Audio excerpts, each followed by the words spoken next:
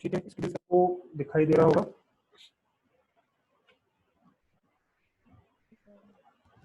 Screen दिख रहा है सबको?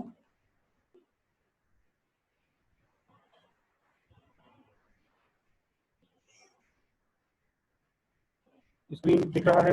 वॉइस आ रही है? Yes sir. ग्रेट, चलो ठीक है। यस तो सर। ठीक है, तो आज के निबंध का जो टॉपिक है हमारा रीजनलिज्म है, अर्थात क्षेत्रवाद है।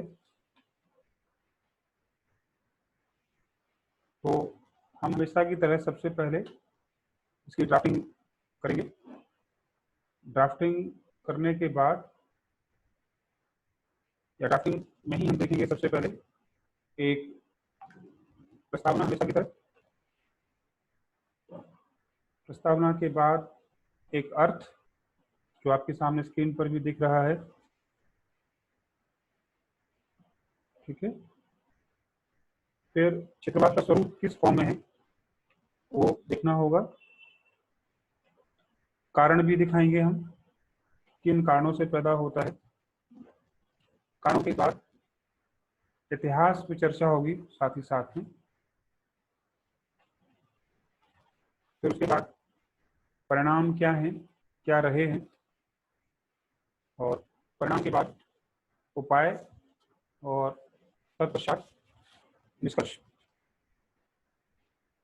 ठीक है, सो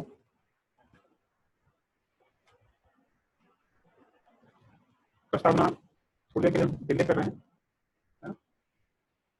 सिरा भी आग पर आते हैं। तो क्षेत्र और वाद, तो जाहिर सी बात है क्षेत्र शब्द एक भौगोलिक इकाई है, क्षेत्र, है ना? तो याद कर सकते हो कि ये शब्द, ये जो अवधारणा है दो शब्दों से मिलकर बनी, क्षेत्र प्लस वाद। जो क्षेत्र शब्द है वो एक भौगोलिक सीमा या भौगोलिक कंसेप्ट को स्वीकार करता है या दिखाता है। और वाद जो है, वाद का है विचारधारा। और मैंने पहले भी कहा, वाद का मतलब होता है ऐसा ही है, जो मैं सोच रहा हूं या जो आप सोच रहे हैं या कोई और सोच रहा है वही सही है, ऐसा ही है, ऐसा ही होता है, ये माना जाता है वाद शब्द में। ठीक है, तो एक प्रस्तावना हम इसके क्षेत्रवाद शब्द के विस्तार करके भी दिखा सकते थे, है ना, लेकिन जो बहुत सामान्य प्रस्तावना मानी जाएगी। तो आप देखेंगे कि क्षेत्रवाद एक राजनीतिक अभिव्यक्ति है, एक पॉलिटिकल एक्सप्रेशन है, आइडियोलॉजी है, जिसमें किसी क्षेत्र का यानी ज्योग्राफिकल या भौगोलिक इकाई को आधार बनाया जाता है। ठीक है, जो 1 किलोमीटर से लेकर लाखों किलोमीटर तक के क्षेत्र को शामिल कर सकता है। अब जो इसकी सीमा है वो तय कैसे होगी, इस पर आप चर्चा करेंगे। तो किसी भी क्षेत्र की जो सीमा है, इसको डिमार्केशन कहते हैं। सपोज आपने कोई प्लॉट खरीदा, आपका प्लॉट 200 गज का है, तो आप कैसे पता लगाओगे कि 200 गज का है? उसके लिए आपको क्या करना होगा, उसका डिमार्केशन करना होगा, है ना, एक सीमा बनानी होगी।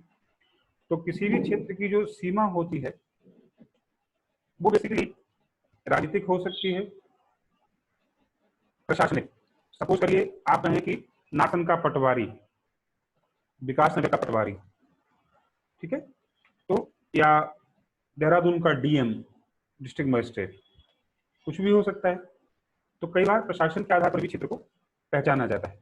सांस्कृतिक सीमाएं, कल्चरल आइडेंटिटी, सांस्कृतिक का मतलब उनकी विशिष्ट बोली हो सकती है,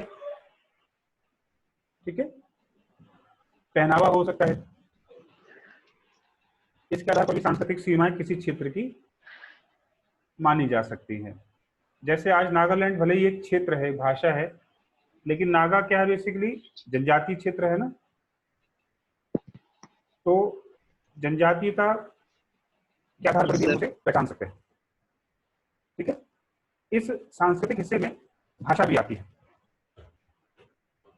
जैसे भाषा के क्षेत्र पर अगर पहचाने तो महाराष्ट्र, महाराष्ट्र का मतलब होता है मराठियों का क्षेत्र। तो जहां मराठी बोली जाती हो, गुजराती, जब गुजराती बोली जाती है गुजरात हो गया। ठीक है, कुछ क्षेत्र ऐसे हैं जो सब शामिल करते हैं, तमिलनाडु है तो तमिलनाडु में संस्कृति भी शामिल है, तमिलनाडु भाषा भी शामिल है, ठीक। और कुछ मुद्दे हैं धार्मिक, जैसे भारत में अगर हम धर्म के आधार पर देखें तो पंजाबी भाषा भी है और पंजाबी क्या है, एक सिख धर्म को विरोध भी करता है, लेकिन भारत में धर्म के आधार पर स्वीकृति नहीं है क्षेत्र की, मतलब सरकारी स्वीकृति नहीं है, संविधान की स्वीकृति नहीं है, लेकिन लोगों की स्वीकृति है सामाजिक परिचर्चा में, सामान्य परिचर्चा में। तो अगर एग्जैक्ट उदाहरण देना है तो आजादी से पहले हम पाकिस्तान का जो जन्म है उसको हम धार्मिक आधार कह सकते हैं, वर्तमान भारत में तो संविधान से स्वीकार नहीं करता, ठीक है। तो कोई भी क्षेत्र हो सकता है।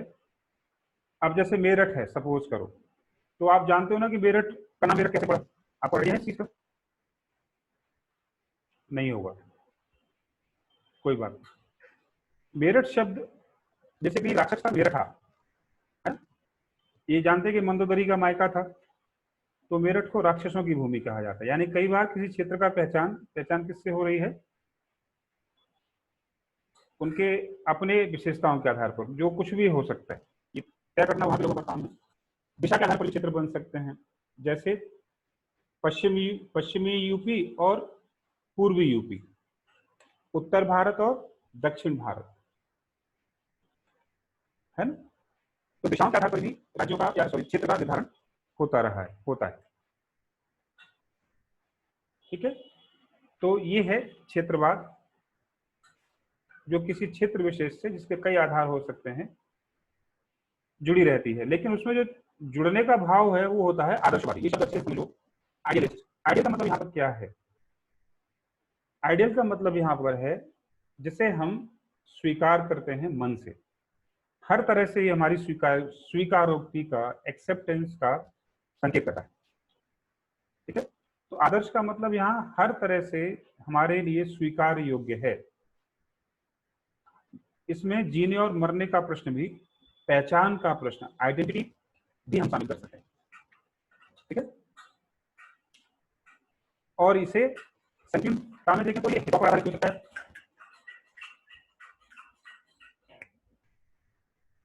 हितों पर आधारित भी हो सकता है, ठीक है।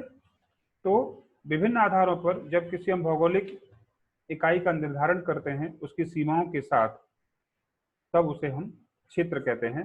और इसमें कोई समस्या नहीं है, समस्या क्षेत्रवाद में है।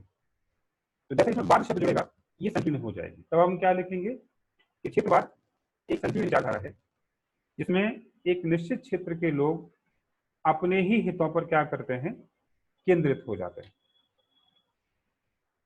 और उसके लिए वो कोई भी कीमत चुकाने को तैयार होते हैं, ठीक है। खासकर जब पहचान का मुद्दा जुड़ता है या हितों का मुद्दा जुड़ता है तो क्षेत्रवाद काफी हानिकारक विचार हो सकता है किसी भी राष्ट्र के लिए, किसी भी समाज के लिए, ठीक है। तो क्षेत्र बुरा नहीं होता, क्षेत्रवाद बुरा होता है। बात समझ में आनी चाहिए, क्षेत्रवाद पर हमें फोकस करना है। अब कैसे पैदा होता है, जो मैंने अभी डिस्कस किया आपको, कई कारण हो सकते हैं, तो हम सीधा कारणों की चर्चा कर रहे हैं अभी। तो जब आप किसी पहचान से जुड़े हों, अपने आप को पहचान देते हो, जिस शहर में, क्षेत्र में, राज्य में आप रहे होंगे, वो कितना भी खराब होगा, लेकिन आपका जो मन है वो वहां सबसे अलग था हो, क्योंकि आप उससे अपनी पहचान जोड़ते हो। जहां चीज समझ में ना आए बोल देना, क्योंकि थोड़ा सा समझने की चीज है क्षेत्रवाद। जैसे सांस्कृतिक पहचान, जैसे मैंने कहा मेरी भाषा मेरी सांस्कृतिक पहचान हो सकती है, कई लोगों के जौनसार हो सकता है, या जनजाति पहचान हो सकती है, किसी का आधार धर्म हो सकता है, हमने अभी चर्चा की, ठीक है, जो कि भारत में विभिन्न क्षेत्रों में दिखाई देती है। दक्षिण भारत पहचाना जाता है संस्कृति के आधार पर और दिशा के आधार पर। दक्षिण का मतलब ही क्या है, दिशा होती है ना, तो दक्षिण भारत में दिशा शब्द का प्रयोग हुआ है। पाकिस्तान की बात आई तो, धर्म की बात आई तो, ये जो नकली लिखा है ना, नकली नहीं है एक्चुअली, इसको टाइपिंग गड़बड़ है, ये है नखलिस्तान। क्या लिखेंगे आप इसे, नखलिस्तान। तो जब पंजाब में आतंकवादी मूवमेंट चला था तो वो क्या मान रहे थे, क्षेत्र के आधार पर नखलिस्तान है ये, तो परफेक्ट नकली की जगह आप क्या लिख लोगे, नखलिस्तान लिखोगे। ठीक है, बात समझ आ गई होगी यहाँ तक। महाराष्ट्र एग्जाम्पल मैंने आपको पहले ही दिया। ध्यान रखना ये जो शब्द थोड़े हैं, जो विशेष शब्द इनकी जरूरी है लिखना, जैसे मराठी मानुष, समझ गए इस बात को, मराठी मानुष, जो मराठी बोलता है वही मराठी मानुष है। तो महाराष्ट्र में जब जब ड्रामे होते हैं तो उनके लिए एक ही मुद्दा होता है, और वो क्या है, मराठी मानुष। ठीक है, चलो उसके बाद भौगोलिक स्थिति आ गई, पहाड़ी राज्य। उत्तराखंड क्या है, पहाड़ी राज्य है। ठीक है, इवन हम बर्फ के आधार पर पहचान की कोशिश करें, हिमालय क्या है, बर्फ के आधार पर पहचान रहे हैं ना, या पर्वत के आधार पर पहचान रहे हैं, ऐसा भी हो सकता है, पर्वत भी एक क्षेत्र हो सकता है। ठीक, ये हमें विभिन्न स्वरूप दिखाई देते हैं। अब ये किस तरह की विचारधारा है, संघ की, संघ मतलब यूनियन। यूनियन का मतलब है कि जो लोग अपने आप को एक क्षेत्र तक सीमित मानते हैं वो अपने आप को एकजुट महसूस करते हैं। ठीक है, तो संघ का मतलब क्या है, यहाँ पर एकजुटता की विचारधारा है, यूनिटी की विचारधारा है, इंटीग्रिटी की विचारधारा है। ठीक है, और इसमें एक यूनिक चीज होती है, वो आप देखो अभी, ऐसी विचारधारा जिसमें वे और हम पाए जाते हैं। क्या पाया जाता है, वे और हम की भावना पाई जाती है, इसे ऐसे लिखना, हम की भावना और वे की भावना। तो क्षेत्रवाद में हम की भावना है, तो जो हम है वो एक क्षेत्र के आधार पर पहचानने वाली चीज है, इसी को हमने संघ कहा है, वी फीलिंग कहते हैं इसे इंग्लिश में। तो जाहिर सी बात है कि हम उत्तराखंडी हैं और बाकी सब यूपी के हैं या बाहर के हैं, देसी हैं, है ना, या हम पहाड़ी हैं और बाकी सब देसी हैं। तो ये हम क्या करें, स्वयं को दूसरों से अलग पहचानने का दावा करते हैं, और हम चाहते हैं कि हम इस आधार पर पहचाने जाएं, यानी ये प्रयास, यानी जानबूझकर अपनाई गई प्रक्रिया है। ठीक है, जैसा मैंने कहा, इसमें जो मूल आग्रह होगा वो क्या होगा, अपनी पहचान को सुरक्षित रखना। आप क्षेत्रवादी तभी होंगे जब आपके कोई हित जुड़े होंगे या जब आप उसमें अपनी पहचान का मुद्दा जोड़ेंगे, अन्यथा आपको क्षेत्रवादी होने की जरूरत नहीं पड़ती कभी भी। जैसे सपोज करो भारतीय समाज में एक लड़की शादी होकर दूसरे राज्य से, क्षेत्र से दूसरे घर जाती है, क्या उसके अंदर कभी क्षेत्रवाद होता है अपने ससुराल या मायके को लेकर? ससुराल मायका हो सकता है, लेकिन जिस घर में वो रहती है वो भी उसका क्षेत्र है, जब उसकी पहचान वहां भी जुड़ी है तो उसे कभी क्षेत्रवाद का मुद्दा उसके लिए नहीं रहता। लेकिन अगर उसके लिए केवल एक ही हित हो जाए कि ससुराल महत्वपूर्ण है या मायका महत्वपूर्ण है, तब उसका चल गया, उसमें पहचान जुड़ गया उसमें।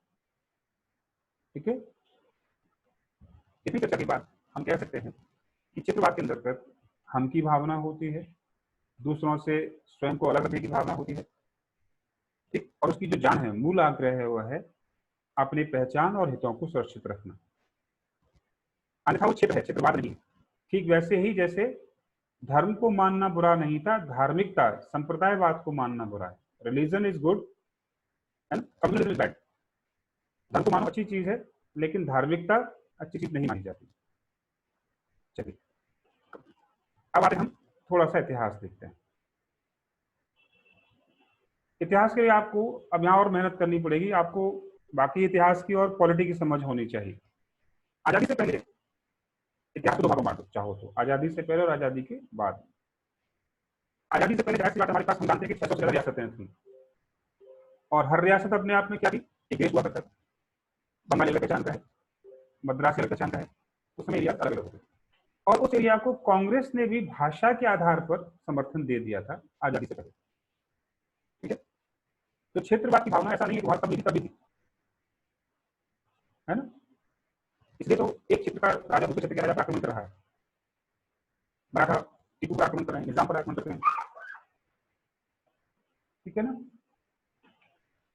चलो इसके बाद आजादी से पहले देखेंगे तो भारत के एक हिस्से में पाकिस्तान का समर्थन धर्म के आधार पर कर दिया गया, ये भी दिखाई दे रहा है हमें।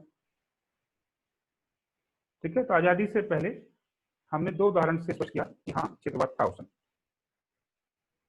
ठीक है, लेकिन उतनी सटीक अभिव्यक्ति नहीं थी। हाँ, 1947 में बंटवारा हुआ तो उसका हमने चरम रूप जरूर दिखाया। ठीक है, उसमें का क्षेत्रवाद पृथकतावाद को, सेपरेटिज्म को जन्म देता है और पाकिस्तान बन जाता है उस समय। लेकिन अब दिखाएंगे आजादी के बाद। आजादी के बाद का क्षेत्रवाद हमें कई रूपों में देखने को मिला। ठीक है, जैसे सबसे पहले, जैसे मैंने अभी चर्चा की, ये शब्द है पृथकतावाद। मिसप्रिंट हुआ, ये टाइपिंग एरर है, ये पृथकतावाद है। ये उदाहरण देंगे और आप जानते हैं पृथकतावाद के नाम पर देश के कई हिस्सों ने भारत से अलग होने की कोशिश की थी। आज भी देश के कई हिस्सों में क्या चल रहा है, सेपरेटिस्ट मूवमेंट चलाए जा रहे हैं जनता को भड़काकर। कश्मीर का उदाहरण आप दे सकते हैं, कश्मीर के कुछ लोग आजादी चाहते हैं, नॉर्थ ईस्ट के कुछ आतंकवादी गुट आजादी चाहते हैं भारत से। 80 के 90 के दशक में पृथक खालिस्तान की या नखलिस्तान की मांग की गई। तो भारत में क्षेत्रवाद का ये फॉर्म सबसे एडवर्स, सबसे बुरा फॉर्म दिखाई देता है, जहां संविधान की मूल भावना क्या थी, अखंड भारत। वहीं क्षेत्रवाद क्या आया, खंड भारत के नाम पर आया। भारत को खंड खंड करना चाहता है ये क्षेत्रवाद। तो दिखाएंगे आजादी के बाद क्षेत्रवाद का सबसे चरम स्वरूप पृथकतावाद, अलगाववाद के नाम पर दिखाई देता है। जैसे मैंने उदाहरण आपको दिए हैं, है ना, आपको भी देना है। तो पूर्वोत्तर राज्यों में कई आतंकवादी गुट इसकी डिमांड कर रहे हैं। कश्मीर का उदाहरण आप दे सकते हैं। ठीक है, नखलिस्तान समझ गया ना, जो सिख लोग थे उनमें से कुछ लोग चाह रहे थे इसको अलग कर दिया जाए। ठीक है, चलिए उसके बाद आप देखिए, पृथकतावाद तो नहीं, लेकिन हाँ पृथक पहचान का मुद्दा क्षेत्रवाद के रूप में दिखाई दिया। ये दूसरा उदाहरण आप देंगे। ठीक है, और वो क्या था, देश में रहकर ही एक एरिया को नए राज्य का दर्जा दे दिया जाए। जैसे आसाम था, आसाम के कई हिस्से हुए, बंबई राज्य था, टूट के 2 हिस्से हुए, महाराष्ट्र और गुजरात।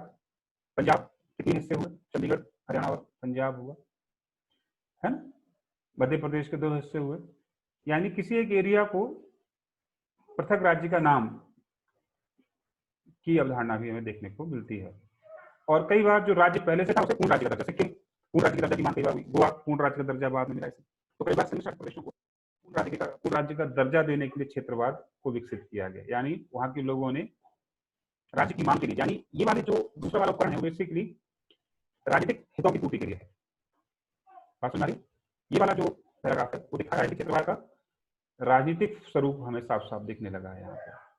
ओके, क्योंकि राज्य चाहिए है। ठीक है, लेकिन इससे देश को कोई नुकसान नहीं हुआ, देश की संप्रभुता, अखंडता, एकता को कोई नुकसान नहीं पहुंचा, पहले वाले से नुकसान पहुंचा, आगे पहुंचा। ठीक है, तो यहाँ क्षेत्रवाद क्या है, कुछ लोगों को अगर लगता है कि उनके हित या उनकी जरूरतें तभी पूरी होंगी जब नया राज्य बन जाएगा, तो कोई समस्या नहीं है। भारत के संविधान ने संघीय ढांचा बनाया इसलिए था। यानी क्षेत्रवाद के आधार पर कुछ लोग बाकी अपनी पूरी करना चाहते हैं, जैसे कि मध्य प्रदेश से छत्तीसगढ़, यूपी से उत्तराखंड, ये अलग इसलिए हुए क्योंकि इनका विकास नहीं हो पा रहा और बनने के 20 साल बाद कहीं ना कहीं विकसित हुए ही है ये राज्य। तो ये थोड़ा सकारात्मक साउंड कर रहा है। ठीक है सर, ठीक है, कुछ और सबूत देखते हैं हमारे से। इसके लिए कई बार इकोनॉमिक बैकवर्ड है, एग्जाम्पल मैं दे रहा था, उसी को कंटिन्यू करना है। तो जब राज्य बनाया गया तब तो आर्थिक पिछड़ापन ठीक था, ठीक है ना।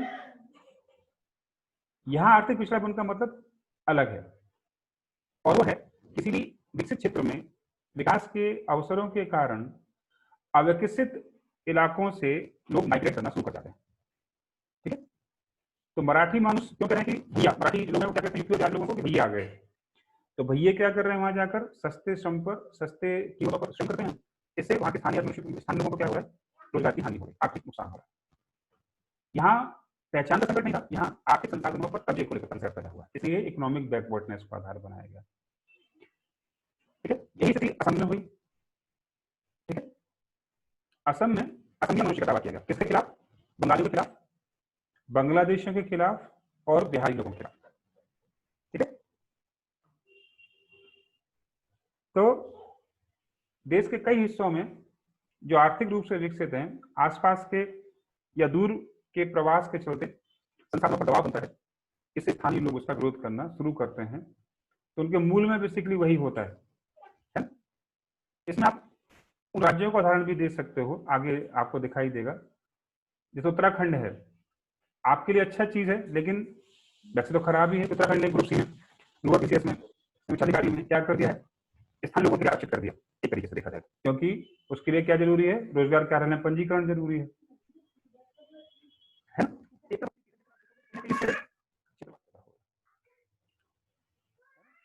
बाहर का आदमी तो छत्तीसगढ़ ने क्या कर दिया, छत्तीसगढ़ को ले लो, एमपी को ले लो, आंध्र प्रदेश को, तेलंगाना को ले लो, उन्होंने क्या कर दिया कि जो भी वहां रोजगार, प्राइवेट रोजगार होगा, सरकारी में तो रोक नहीं सकते हो ज्यादा, जो भी प्राइवेट रोजगार पैदा होगा उसमें 80% तक स्थानीय लोगों को रोजगार देने की शर्त रखी है। यह बात है, बाहर का आदमी वहां समस्या महसूस करे। ठीक है, ये चीज मैंने आगे लिखी है आपको। राज्य से बाहर करने पर बल है मराठी मानुष में। कई राज्यों ने शिक्षण संस्थानों में, नौकरियों में, उद्योगों में स्थानीय लोगों को आरक्षण दिया है। निश्चित रूप से चित्रवाद को बढ़ावा देता है। ठीक है, अब उदय के कारक स्पष्ट कर देने फिर से, भाषा के आधार पर अभी बता चुका हूं सब चीज, धर्म के आधार पर, क्षेत्रीय संस्कृति। अब क्षेत्रीय संस्कृति में उत्तराखंड एग्जाम्पल दे सकते हो आप, है ना? आप भी अगर सरकारी नौकरी करेंगे या कर रहे होंगे तो वहां साफ साफ दिखता है पहाड़वाद, मैदानवाद। पहाड़ में भी कुमाऊनी और गढ़वालीवाद, गढ़वाली में भी जौनसारी और नंदौसारी, प्रकाशी का या टीवी का, पौड़ी का, ऐसे ही वहां पे पिथौरागढ़ का या नैनीताल का चलता है। तो छोटा छोटा मोटा हर जगह चलता है। क्षेत्रीय संस्कृति से ये चीजें हमें साफ साफ दिखाई देती है। ठीक है, आगे के हम चर्चा कर चुके हैं, अभी मैंने आपको बता दिया। सबसे बड़ी चीज आपको ये दिखानी है, क्षेत्रीय राजनीतिक दलों का उदय। ये खराब चीज नहीं है, लेकिन जिस तरीके से चीज आई है वो खराब है। तो इसकी पूरी कहानी समझनी पड़ेगी आपको। अगर आप रखना चाहो तो ठीक है, तो अभी छोटा रह जाएगा, लेकिन अगर आप समझना चाहते हो तो आपको कम से कम 10 मिनट पर चर्चा करनी पड़ेगी।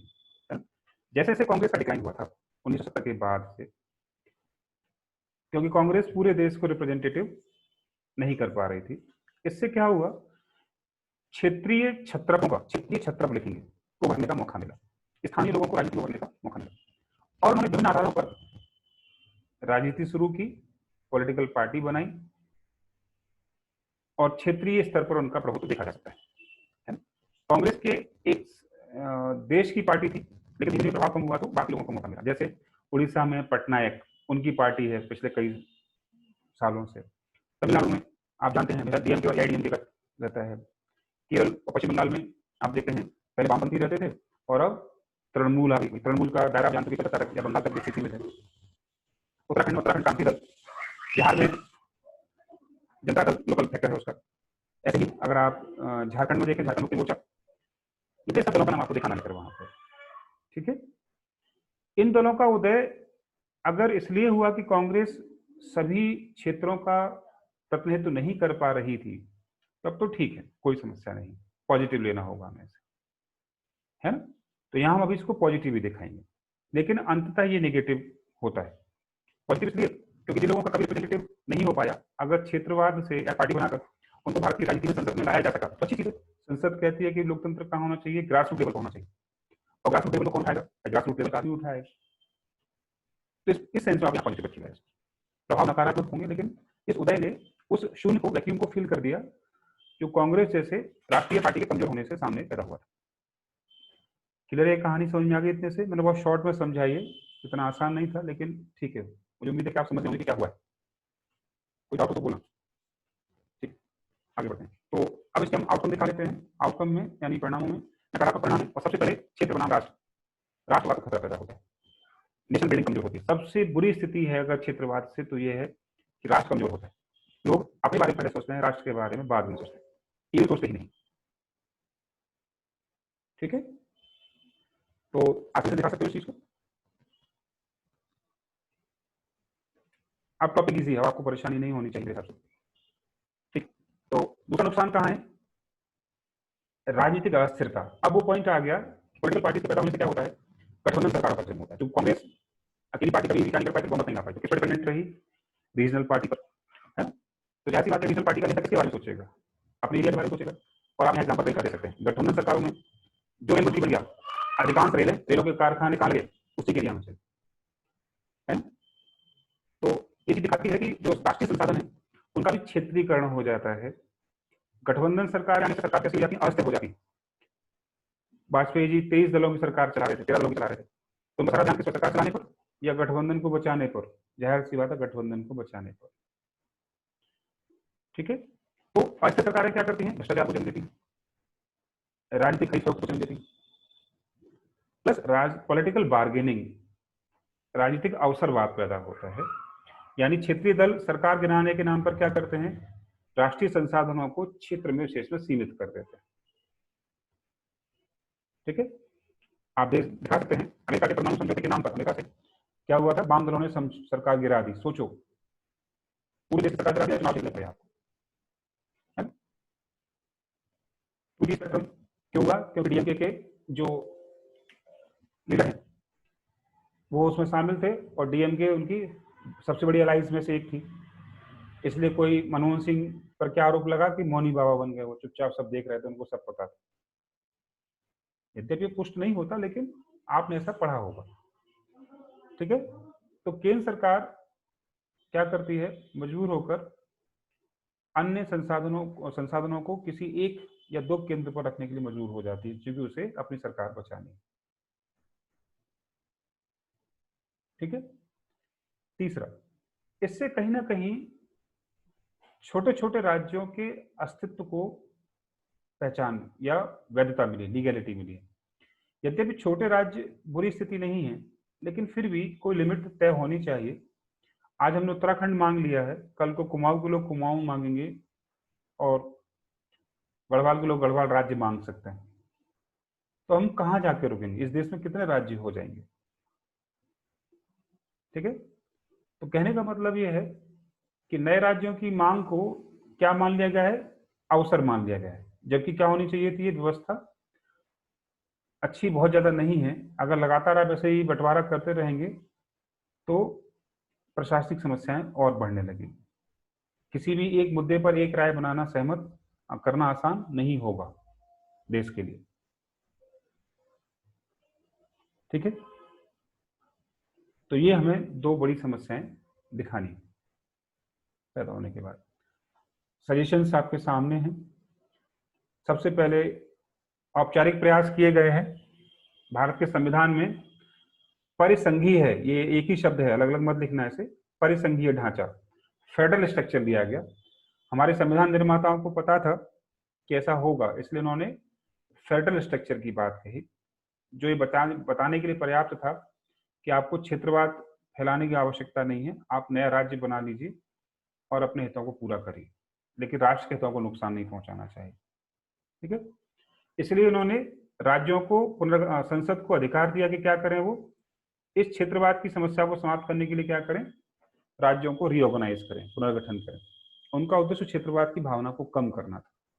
लेकिन बाद की राजनीति ने राज्यों के पुनर्गठन को क्या मान लिया, एक अवसर मान लिया, है ना, एक ट्रेंड बना दिया जो कि नकारात्मकता लेकर आता है। परिणाम अच्छे नहीं होंगे इसके अगर ये एक फ्रिक्वेंटली कंसेप्ट बन के रह गई तो। यानी हर कोई अपने चाहे अपने हिसाब से अगर यूज करता रहेगा तो मुश्किल बढ़ेंगी इससे।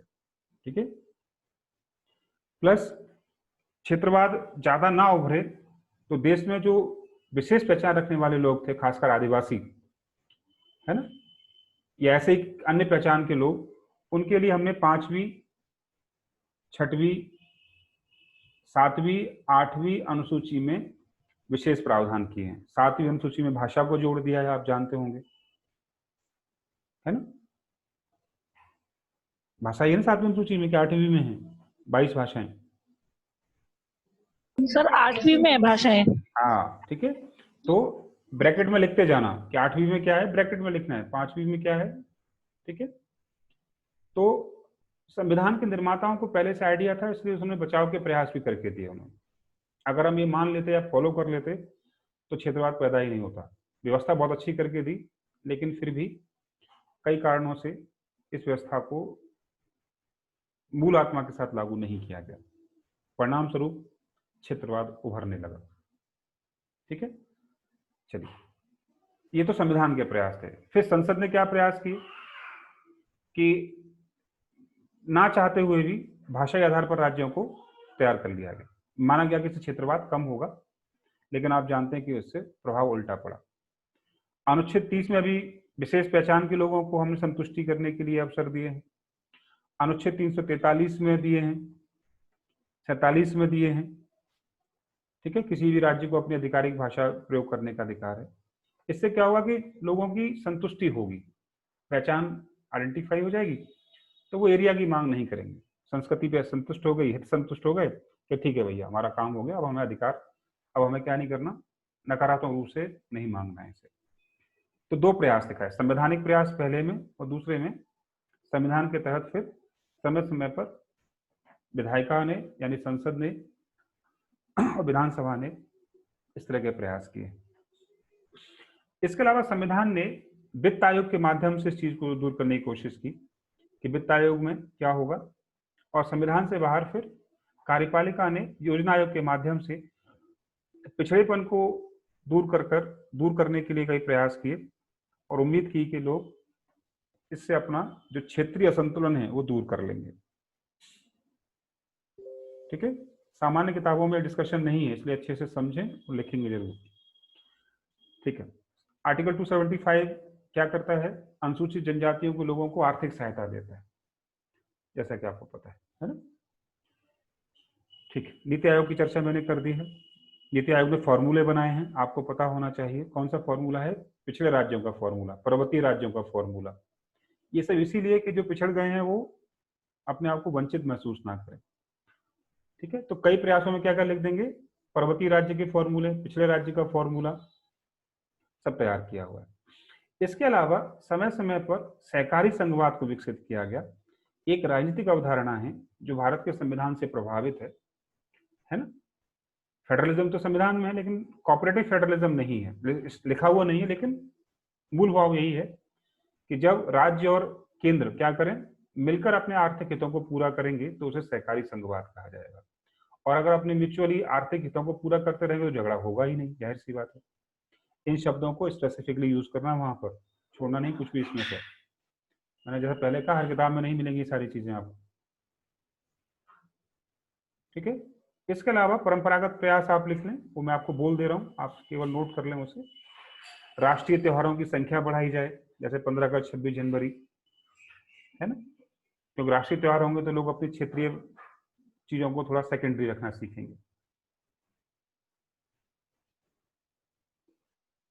संसद का सीटों का विस्तार होना चाहिए, संसद में सीटों का विस्तार होना चाहिए। ठीक है, क्षेत्रीय दलों की भूमिका सीमित होनी चाहिए, नकारात्मक भूमिका नहीं होनी चाहिए उनकी। अच्छा एक चीज सुनो, मीटिंग बंद होने वाली है, जो उपाय है बाकी मैं आपको पीडीएफ के तौर पर भेज दूंगा, केवल उपाय बचे हैं निष्कर्ष। ठीक है, तो मैं आपको पीडीएफ के माध्यम से पहुंचा दूंगा। वैसे मैं 99% काम हो गया है, केवल प्रस्तावना और निष्कर्ष बचा है। ठीक है, तो मैं आपको मॉर्निंग तक भेज दूंगा वो। अगर कोई डाउट हो तो पूछ लो,